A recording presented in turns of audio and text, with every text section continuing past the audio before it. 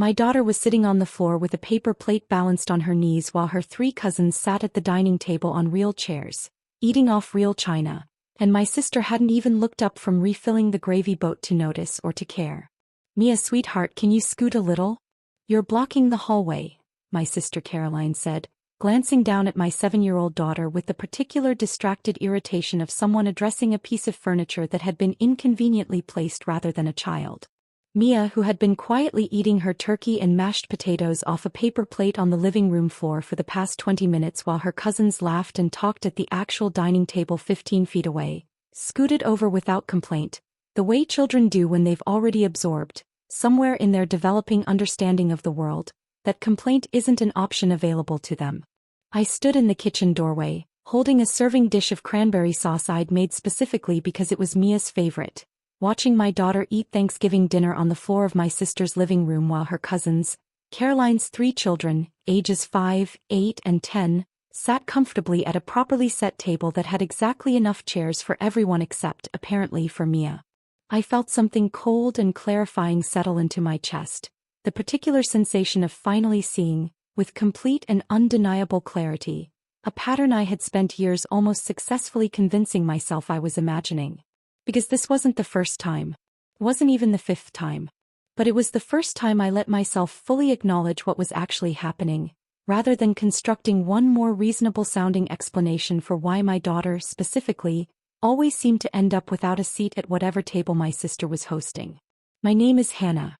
Caroline is my older sister by 3 years, and our relationship, for as long as I can remember, has existed within a framework of comparison that I think began, if I'm honest, before either of us was old enough to fully understand what was happening to us. Our parents, well-meaning but not particularly self-aware about the dynamics they were creating, had a habit throughout our childhood of comparing Caroline and me constantly, openly, in ways that established early and durably a competitive framework between us that neither of us had actually chosen. Caroline was the academically gifted one, the one who excelled at school with seemingly effortless precision, who received scholarship offers and academic awards throughout her childhood that our parents discussed with obvious pride at every family gathering. I was, by comparison, the more socially oriented child, well-liked but academically average, a distinction our parents articulated frequently enough that both Caroline and I internalized it as a fundamental, defining truth about our respective places within the family. This early competitive framework might have simply faded with adulthood, the way many childhood dynamics eventually do, except that Caroline and I ended up, through what felt at the time like coincidence but that I now recognize as the inevitable result of patterns established early enough, continuing to occupy comparative positions within our extended family well into our 30s. Caroline married young at 24 to a successful attorney named Brian, and proceeded to have 3 children in relatively quick succession, building what looked from the outside like exactly the kind of traditional family success our parents had always implicitly suggested was the proper, expected trajectory. I married later at 31 to my husband Daniel, and we struggled for years with fertility issues before finally having Mia through IVF treatment that had been emotionally and financially exhausting in ways that Caroline, despite being my sister, never seemed to fully grasp or acknowledge with appropriate sensitivity. "You'll get there eventually," she told me once during my second failed IVF cycle, with the particular casual confidence of someone who had never experienced genuine difficulty conceiving. "These things just take some people longer." I remember that comment specifically because it crystallized something about our relationship that I'd been sensing but hadn't yet articulated. Caroline approached my struggles generally with a kind of detached sympathy that never quite translated into genuine understanding or accommodation, as though my difficulties existed in some separate category from real problems deserving real consideration. When Mia was finally born, after years of struggle that Caroline had witnessed primarily through occasional updates rather than the kind of close involvement I might have expected from a sister, I hoped, genuinely, that having a child myself might shift our dynamic toward something more equal, more mutually understanding. Instead, what I observed gradually over the following years was a different kind of comparison emerging, one centered not on academic achievement but on the perceived completeness and conventional success of our respective family structures. Caroline had 3 children to my 1. Caroline's husband Brian earned considerably more than my husband Daniel, who worked as a high school teacher, a profession Caroline's family treated with a kind of polite condescension that became more apparent over the years. Comments about how nice it must be to have summers off, how teaching seemed like such a relaxed career path compared to Brian's demanding legal practice.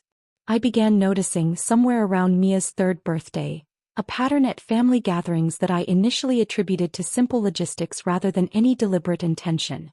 Caroline's children, when we gathered at her house for holidays, always had designated seats at whatever table was being used, established places that reflected their status as the host's own children. Mia, by contrast, seemed to perpetually exist in some undefined category, sometimes squeezed onto the end of a bench, sometimes given a folding chair brought in from the garage, occasionally, when seating became genuinely insufficient, simply left without an assigned place at all.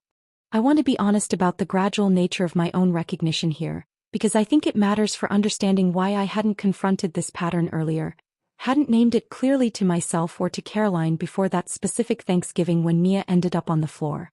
Each individual instance taken alone seemed explicable through ordinary logistics.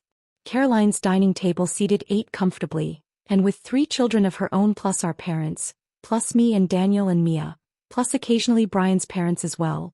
Basic math meant someone often needed alternative seating arrangements. I told myself repeatedly that this was simply the unfortunate mathematics of hosting larger gatherings in a house with finite table space, rather than anything more deliberate or pointed. But somewhere during Mia's 5th Thanksgiving, I began noticing something that complicated this purely logistical explanation. It was always Mia, specifically, who ended up without proper seating, never Caroline's own children, regardless of how the math actually worked out. When the dining table couldn't accommodate everyone, Caroline's children received the existing chairs, while Mia received whatever improvised solution remained: a folding chair, a stool, a spot at the kitchen counter, or eventually simply the floor. I had mentioned this pattern to Daniel several times over the years, tentatively, uncertain whether I was perceiving something real or constructing a grievance from what might genuinely be coincidental logistics. "I think you might be reading into it," Daniel said during one such conversation after Mia's 6th Thanksgiving, when she'd ended up squeezed onto a kitchen stool while Caroline's children occupied the dining table's proper chairs. "Caroline's hosting a lot of people. These things happen with seating sometimes." I wanted to believe him. I genuinely wanted this to be coincidental logistics rather than something more deliberate, because the alternative explanation, that my sister was, consistently and specifically, treating my daughter as somehow less deserving of basic accommodation than her own children, felt too painful, too significant a betrayal to fully accept without overwhelming evidence. That 7th Thanksgiving, watching Mia eat dinner from a paper plate on the floor while her cousins sat comfortably at the actual table just feet away, provided exactly the overwhelming evidence I had apparently needed. Because this time, the math genuinely didn't require anyone to sit on the floor. Caroline's dining table seated 8. We had exactly 8 people present that year: Caroline, Brian, their 3 children, myself, Daniel, and Mia.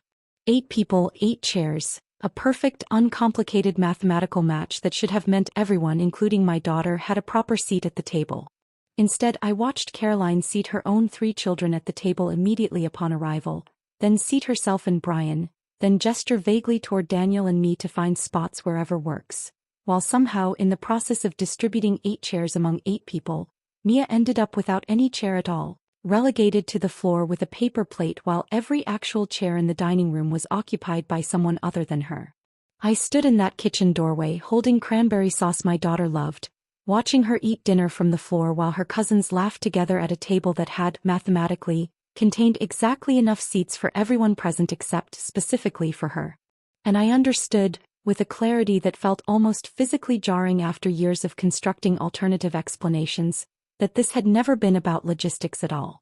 This was about Caroline, consciously or not, communicating something about Mia's relative value within our family structure that I could no longer pretend not to see. I set down the cranberry sauce. I walked over to where Mia sat on the floor and I crouched down beside her. "Sweetheart," I said, my voice carrying a calm that masked the genuine fury building underneath. "We're going to go find you a real chair right now. I want to take you further back than that Thanksgiving table, further back than even Mia's birth, because I think understanding the full architecture of comparison between Caroline and me requires going all the way to our childhood, to the specific dynamics our parents established that shaped both of us into adults who, decades later, would find ourselves locked in a pattern neither of us had consciously chosen but both of us had inherited. Our parents, David and Susan, were good people in many respects, present, financially stable, genuinely loving in the ways they understood love to function. But they had a particular blindness regarding the comparative language they used with Caroline and me throughout our childhood, a habit of discussing our respective achievements and characteristics in ways that consistently positioned us as opposite poles of some implicit family hierarchy. "Caroline gets her brains from your father's side," my mother would say at family gatherings, discussing Caroline's latest academic achievement. "Hannah's more like me, more people-focused than book-focused." This framing, repeated countless times throughout our childhood, established something that I think both Caroline and I absorbed without fully understanding its long-term implications. That we existed within a kind of zero-sum comparative framework, where Caroline's intellectual achievements implicitly diminished my own value, while my social capabilities were positioned as a kind of consolation category rather than an equally legitimate form of accomplishment. Caroline excelled throughout school with what looked, from my perspective as her younger sister watching this unfold, like almost effortless precision. She earned a full academic scholarship to a prestigious university, graduated with honors and moved directly into a successful career trajectory that culminated in her current position as a senior financial analyst at a major firm, a career that paid considerably more than my work as a freelance interior designer, a detail our parents mentioned with some regularity throughout our adult lives. I struggled more visibly throughout school, not academically deficient exactly, but never matching Caroline's particular brand of effortless excellence. I found my own path eventually, building a genuinely successful design business through years of hard work and relationship building that I'm proud of, though I noticed consistently that my parents discussed my career achievements with noticeably less enthusiasm than they reserved for Caroline's more conventionally impressive trajectory. This pattern of comparative valuation extended, inevitably, into how our parents and extended family discussed our respective marriages and family structures as Caroline and I reached adulthood. Caroline married Brian when she was 24, a successful attorney from a prominent local family, a match that our parents discussed with the particular satisfaction of people watching expectations fulfilled exactly as anticipated. Brian's family had money, social standing, the kind of established community presence that translated immediately into a wedding our parents described repeatedly as exactly what we always hoped for Caroline. I married Daniel when I was 31, a high school history teacher whose family, while perfectly nice, lacked the social prominence or financial resources that characterized Brian's family. Our wedding was smaller, more modest, planned around Daniel's teacher's salary and my still developing design business. A celebration that, while genuinely happy and meaningful to both of us, our extended family discussed in noticeably more muted terms than they'd used for Caroline's earlier wedding. The fertility struggles that preceded Mia's birth added another layer of painful comparison that I think fundamentally shaped how Caroline and I related to each other during those crucial years when she was easily having children while I was struggling, repeatedly and devastatingly, to conceive at all. Caroline became pregnant with her first child within 6 months of stopping birth control, a straightforward, uncomplicated conception that she occasionally mentioned, during family gatherings, with the casual obliviousness of someone who had genuinely never considered that conception might be difficult for anyone. "We weren't even really trying that hard," she said once, during a family dinner when I was in the middle of my second unsuccessful round of fertility treatments, discussing how quickly she'd conceived her second child. "It just kind of happened."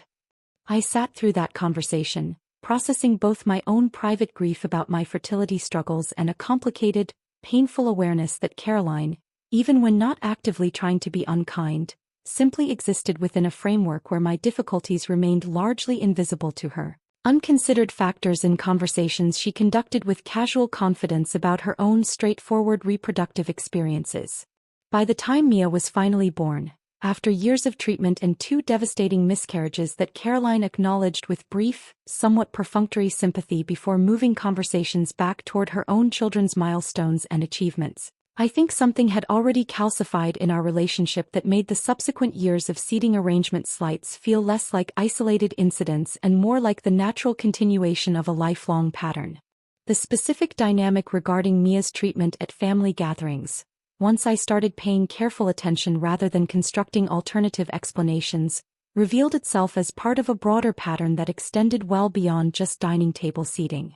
Caroline's children received elaborate, expensive birthday parties that she documented extensively on social media, gatherings that our extended family attended with obvious enthusiasm, gifts purchased with evident care and consideration for each child's specific interests.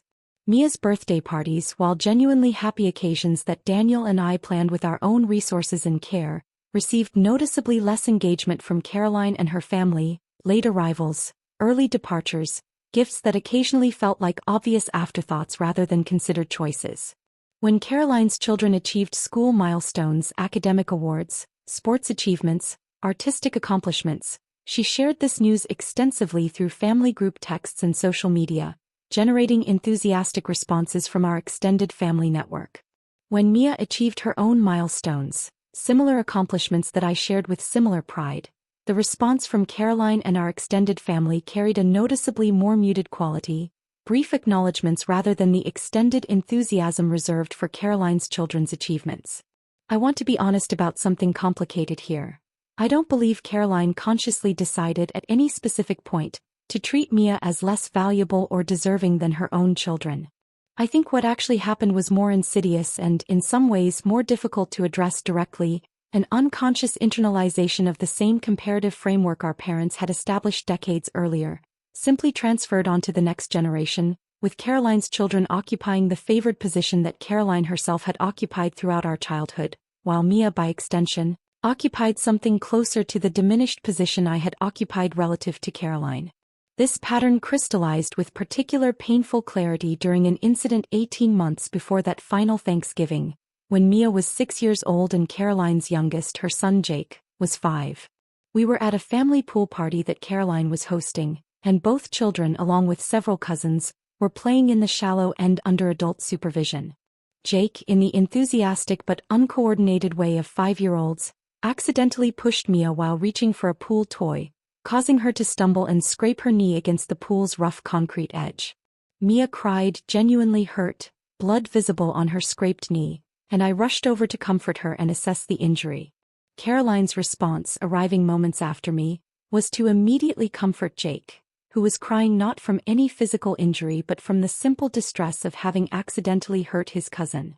"It's okay, buddy, it was an accident," Caroline said, kneeling beside her own son, her attention entirely focused on reassuring him, while Mia continued crying from an actual physical injury just a few feet away, receiving comfort only from me rather than from her aunt as well. This specific moment, watching my sister prioritize comforting her own child's emotional distress over even acknowledging my daughter's actual physical injury, represented, I think now, the moment when I began consciously, deliberately tracking this pattern rather than simply absorbing individual instances without full recognition of their cumulative significance. I didn't confront Caroline about that pool incident directly, partly because I told myself, once again, that I might be reading too much into a momentary parental instinct to comfort her own distressed child first. But I started from that point forward paying much closer attention, noticing with increasing clarity the consistent pattern of differential treatment that extended across birthday celebrations, achievement acknowledgments, physical comfort during minor injuries, and, ultimately, something as basic and symbolically significant as whether my daughter had an actual chair at the family dinner table. By the time that final Thanksgiving arrived 18 months after the pool incident, I had accumulated enough specific examples, enough careful observation of this pattern, that watching Mia eat dinner from the floor while her cousins sat comfortably at a table that mathematically should have accommodated everyone equally finally crystallized into something I could no longer rationalize away. This wasn't coincidental logistics. This wasn't simple oversight born from hosting a larger gathering. This was the visible manifestation of years of accumulated, largely unconscious favoritism that positioned Caroline's children as inherently more deserving of basic accommodation and consideration than my own daughter. And watching that pattern reach its most undeniable expression yet, watching my 7-year-old daughter eat Thanksgiving dinner from a paper plate on the floor while her cousins laughed together at a table with empty mathematical room for her as well, I made a decision that I had been unconsciously building toward for years without fully recognizing the trajectory. I was done accepting whatever excuse Caroline might offer for this pattern. I was done waiting for things to naturally improve, done telling myself that confronting my sister directly would create unnecessary family conflict, done prioritizing some abstract concept of family harmony over my daughter's basic dignity and right to equal treatment within our extended family. Something needed to change definitively and immediately, and I understood, standing in that kitchen doorway watching my daughter eat dinner from the floor, that I was the only person positioned to actually create that change. I crouched beside Mia on that living room floor, helped her up, and walked her directly into the dining room, where I pulled out an empty folding chair that had been stored against the wall, the same kind of folding chair that had, in previous years, become Mia's default seating solution rather than ever being offered a proper chair from the actual table. I positioned that folding chair directly at the dining table, squeezing it in between Caroline's daughter Sophie and our father, creating a slightly cramped but entirely functional space for Mia to sit properly at the table with everyone else. "There," I said, helping Mia settle into this new seat, my voice carrying a deliberate calm even as my heart pounded with the particular adrenaline that comes from finally acting on something you've suppressed for years. "Now you can sit with everyone." Caroline looked up from across the table, her expression carrying genuine confusion rather than any apparent recognition of what had just happened. "Oh, were you guys not finding room? I didn't realize." I looked at my sister for a long moment, processing whether to address this directly in front of our entire extended family or wait for a more private conversation. I chose, ultimately, to address it directly, partly because I think some part of me recognized that private conversations hadn't worked, that years of subtle, easily deflected concerns hadn't created any actual change in this pattern. "Caroline," I said, my voice carrying clearly across the table, drawing attention from our parents, from Brian, from the children themselves, "this is the 7th Thanksgiving in a row where Mia has ended up without a proper seat at your table, while your own children always have chairs. I think it's time we talked about that pattern directly, rather than continuing to pretend it's coincidental." The table went quiet in the particular way that happens when someone names something everyone has been individually noticing but collectively avoiding discussing. "That's not fair," Caroline said, her voice carrying immediate defensiveness. "I'm hosting 8 people. Sometimes seating gets complicated." "We have exactly 8 people here today," I said. 8 people, 8 chairs at your dining table. The math worked out perfectly, except somehow Mia ended up on the floor while your 3 kids, Brian, you and our parents all had proper seats. I watched my mother's expression shift, a particular kind of uncomfortable recognition crossing her face that suggested she, too, had perhaps noticed this pattern without ever directly addressing it. "I wasn't trying to exclude her," Caroline said, though her voice carried less certainty now. I guess I automatically think of seating my own kids first and then things get complicated from there." "That's exactly the problem," I said. "You automatically think of seating your own kids first, every single time regardless of how the actual math works out. And I've watched this happen for years now, at birthday parties, at holiday gatherings, even when Mia got hurt at your pool party and you went straight to comfort Jake instead of even checking if she was okay." Brian, who had remained quiet throughout this exchange, finally spoke up. "I think Hannah might have a point, Caroline. I've noticed some of this too, honestly, the seating thing especially." Caroline's expression shifted toward something between hurt and genuine confusion, the particular reaction of someone confronting evidence of behavior they hadn't consciously recognized in themselves. I genuinely don't think I'm doing this on purpose," Caroline said. "I love Mia. I'm not trying to treat her like she's less important than my own kids." "I believe you don't think you're doing it consciously," I said. "But the pattern exists regardless of conscious intention, and the impact on Mia exists regardless of your intentions. She's 7 years old, Caroline. She's old enough to notice that she's the one who always ends up on the floor, the one whose injuries get less attention, the one whose achievements get less excitement when we share them in the family group chat." I want to describe what happened next carefully because I think it represents an important turning point not just in that specific Thanksgiving confrontation, but in the broader trajectory of how Caroline and I would relate to each other going forward. Caroline didn't immediately accept full responsibility for this pattern, and I don't think that immediate, complete acceptance would have been realistic or even entirely honest, given how unconsciously this dynamic had developed. But she also didn't simply dismiss what I was saying or retreat into pure defensiveness, which represented, I think, genuine progress from how similar conversations might have unfolded in earlier years of our relationship. "I need some time to actually think about this," Caroline said, her voice carrying genuine discomfort rather than performed concern. "I don't want to just say I understand and then have nothing actually change." I think I need to really sit with what you're describing. This response, while not the immediate dramatic acknowledgement that might satisfy narrative expectations, felt in the moment like genuine progress compared to the dismissive deflection I'd received during previous attempts to raise concerns about this pattern. But I also understood, standing in that dining room with Mia now properly seated at the table, that simply naming this pattern verbally, even with Caroline's apparent genuine engagement with the criticism, wouldn't necessarily create the kind of lasting change that would prevent this dynamic from simply continuing at future gatherings. I had spent years documenting this pattern in my own mind without taking concrete action, and I understood that this Thanksgiving confrontation, however necessary and overdue, represented only the first step in actually addressing the underlying dynamic rather than simply naming it once and hoping for spontaneous, sustained change. Over the following weeks, I made several decisions about how to proceed, decisions that I discussed extensively with Daniel, trying to find an approach that would actually create lasting accountability rather than simply generating one uncomfortable conversation that Caroline might gradually forget or minimize over time. The first decision involved establishing clear, explicit expectations about future family gatherings, rather than simply hoping Caroline's apparent genuine reflection following our confrontation would translate automatically into changed behavior without any structural accommodation to ensure that change. I called Caroline about 10 days after Thanksgiving, once the immediate emotional intensity of that confrontation had settled into something more conducive to practical conversation. "I want to talk about how we handle future holidays," I said. "Not to punish you for what happened, but because I think we need some actual structure in place rather than just hoping things naturally improve." "What kind of structure?" Caroline asked, her voice carrying genuine curiosity rather than defensiveness.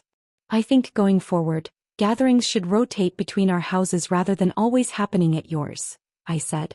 "Partly because I think it would help if Mia sometimes experienced being the host's child, with all the basic accommodation that comes with that role, rather than always being the visiting cousin who somehow ends up without proper seating." Caroline was quiet for a moment.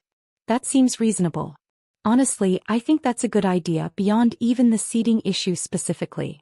I also think," I continued, "that we should establish beforehand explicit seating plans for larger gatherings, rather than just defaulting to whatever organic process tends to leave Mia without a proper place. If we're hosting 8 or 10 people, we figure out seating in advance, making sure every child has an assigned, appropriate seat at whatever table we're using."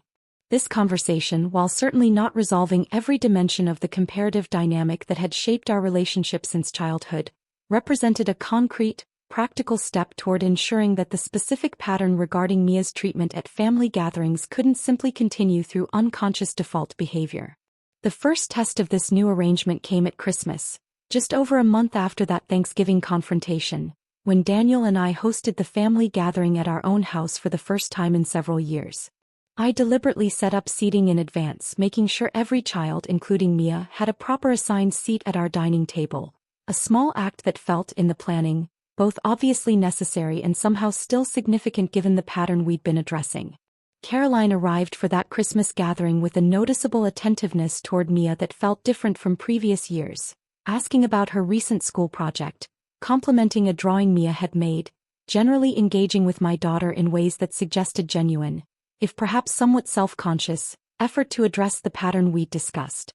This shift, while genuinely positive, also revealed something important about the broader dynamic I'd need to continue monitoring. Caroline's changed behavior felt, in those early months following our confrontation, somewhat performed and effortful rather than naturally integrated, the kind of conscious correction that requires sustained attention rather than the unconscious default behavior that had previously, problematically, disadvantaged Mia without any deliberate intention. I understood, watching this initial adjustment period unfold, that genuine lasting change would require more than a single confrontation and one carefully planned Christmas gathering. It would require sustained attention, ongoing willingness to name patterns directly when they emerged, and Caroline's continued genuine engagement with examining unconscious behaviors she'd inherited from our own childhood dynamics with our parents. But it represented, undeniably, a meaningful shift from the pattern that had led to my 7-year-old daughter eating Thanksgiving dinner from a paper plate on the living room floor while her cousins sat comfortably at a table with mathematically sufficient room for everyone, including her. The months following that Christmas gathering revealed a pattern of gradual, genuine change that surprised me, given how deeply embedded the original dynamic had seemed throughout years of accumulated, largely unconscious favoritism.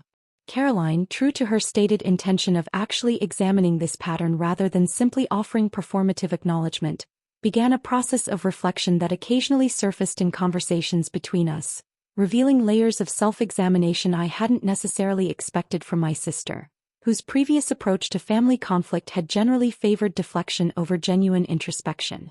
About 3 months after that Thanksgiving confrontation, during a phone call discussing entirely unrelated logistics for an upcoming family event, Caroline brought up something that suggested she'd been doing exactly the kind of reflection she'd promised.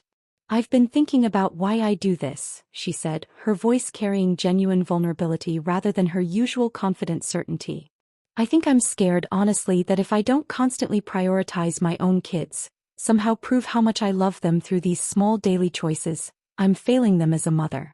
I think some of this comes from how Mom and Dad always made everything feel so competitive between us, like love and attention were limited resources we had to actively compete for rather than things that could just exist abundantly for everyone." This admission, while certainly not excusing years of differential treatment that had genuinely harmed Mia's sense of belonging within our extended family, helped me understand the underlying psychology in ways that allowed for more productive, ongoing conversation rather than simply litigating specific instances of unfairness without ever addressing root causes.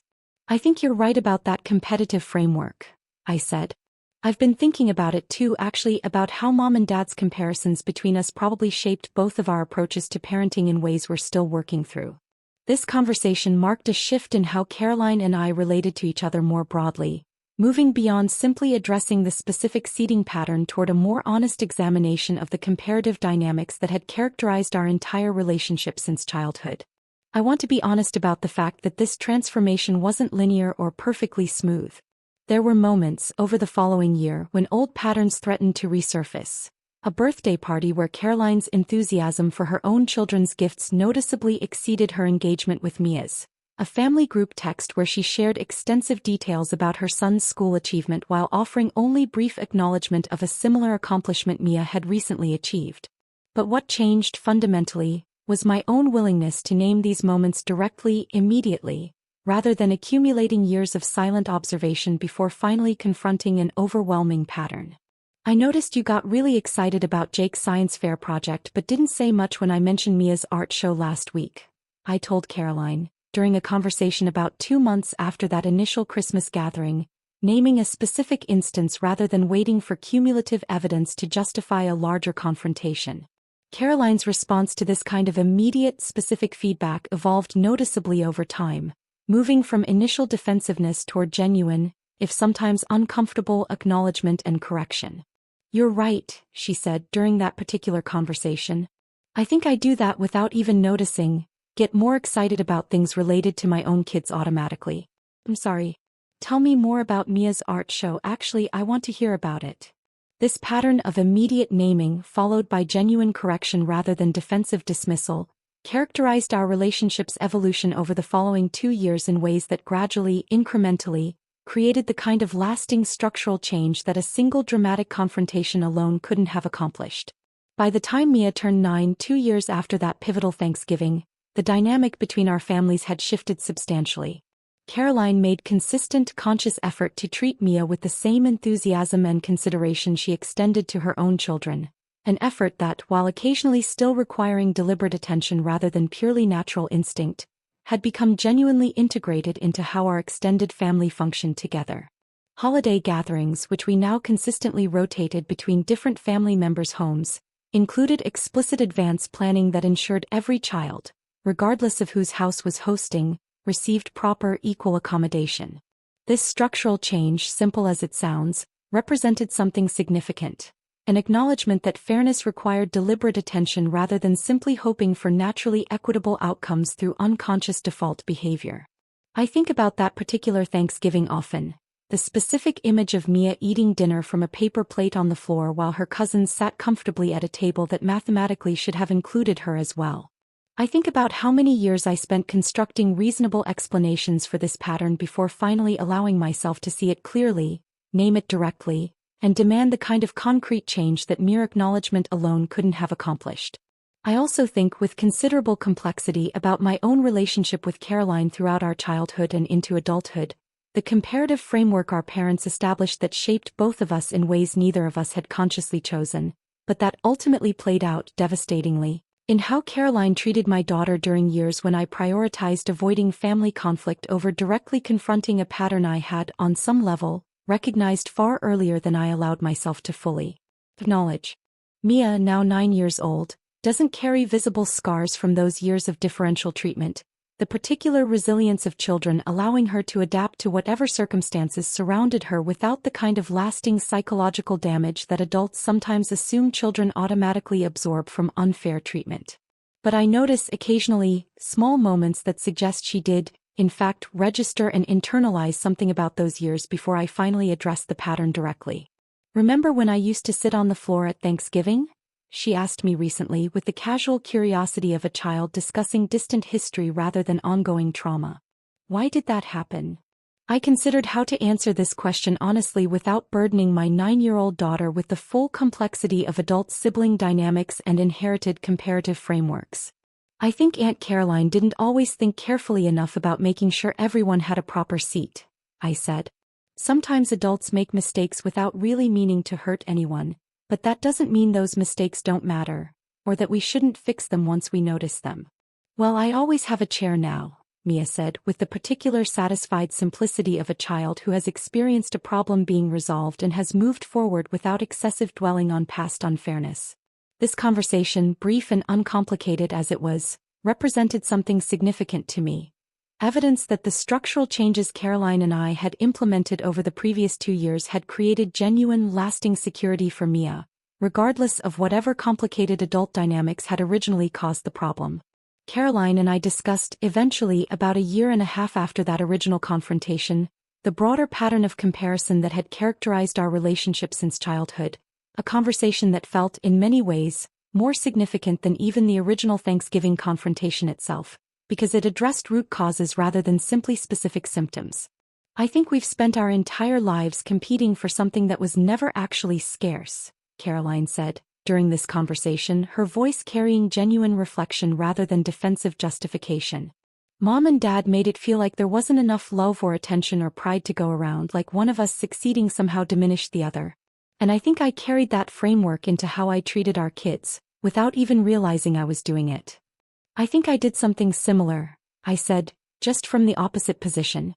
"I think I spent years not wanting to make waves, not wanting to seem like I was competing or complaining, because I'd already internalized this idea that complaining about unfairness would just confirm whatever inadequacy our parents had implicitly suggested about me compared to you."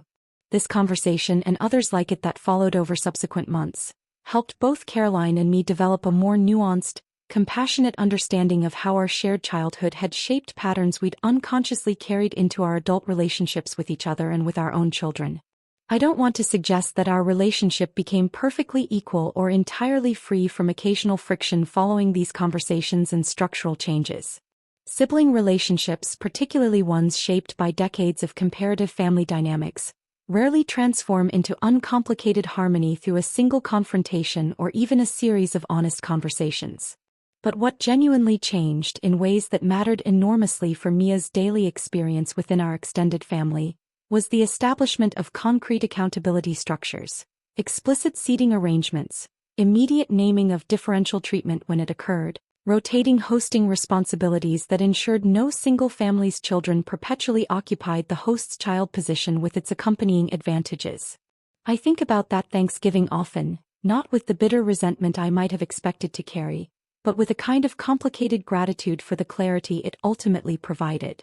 Watching my daughter eat dinner from the floor while her cousins sat comfortably at a table with room enough for everyone forced a confrontation I had been avoiding for years. A confrontation that, while uncomfortable and initially painful, ultimately created the kind of structural change that simple hope or patient waiting never could have accomplished. Caroline hosted that family gathering alone, presiding over seating arrangements and family dynamics according to patterns she'd absorbed unconsciously from our own childhood, without recognizing the harm those patterns were causing my daughter. She never hosted alone again, not because I excluded her from future hosting responsibilities, but because every subsequent gathering, regardless of whose house we used, became a collaborative effort built on explicit communication and mutual accountability rather than unconscious default behavior that consistently disadvantaged one child over others. That was the last holiday Caroline hosted without genuinely seeing and accounting for every child at her table. If you've ever watched a pattern of unfairness toward someone you love play out for years before finally naming it directly, I hope this story reminds you that confronting difficult truths, however uncomfortable in the moment, often creates the foundation for genuine, lasting change that simply waiting and hoping never could. Leave a comment if this resonated with you. Tell me about a moment when you finally named something you've been quietly observing for years. Subscribe if you want to stay. There are more stories like this one waiting.